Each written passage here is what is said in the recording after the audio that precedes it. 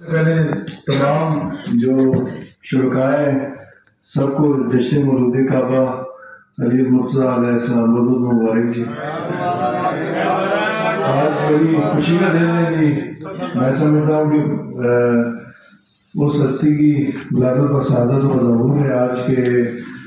میں سمجھتا جن کے لیے وزیر خون میں جیسے انور رضا صاحب نے بھی بیان کیا کہ حضور پاک صلی اللہ علیہ وسلم نے جب حجۃ الوداع کا موقع تھا اور ان کا ہاتھ بلند کر کے کہنا من کن تو مولا فہذا لی مولا.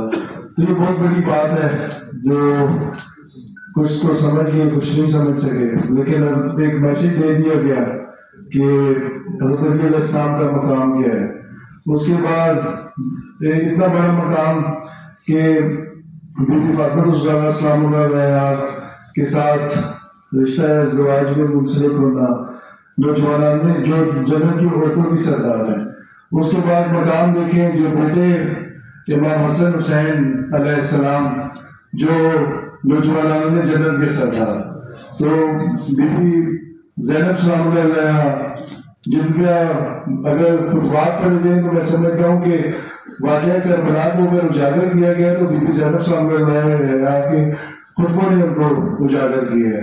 نہیں تو جو کہنے کے طور پہ تو ان کو نعوذ باللہ باقی کا لقب دے دیا گیا تھا امام حسین علیہ السلام کو نعوذ باللہ.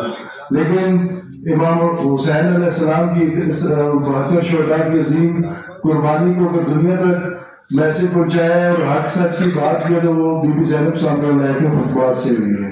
تو انشاءاللہ تعالیٰ نیشنل پریس کلب کی پوری ٹیم انور رضا صاحب میڈم نیل صاحبہ جتنے بھی خلیل راجہ صاحب ملک سہیل صاحب عامر بٹ صاحب اور جتنے بھی فتح علی عرفان جی کا مہدی بھائی ساروں نے ماشاءاللہ اس میں کاپریٹ کی ہے. شرازی صاحب اون شرازی صاحب میں سمجھتا ہوں کہ ہمیشہ یہ بڑا اچھا یہاں پہ کرتے ہیں پروگرام.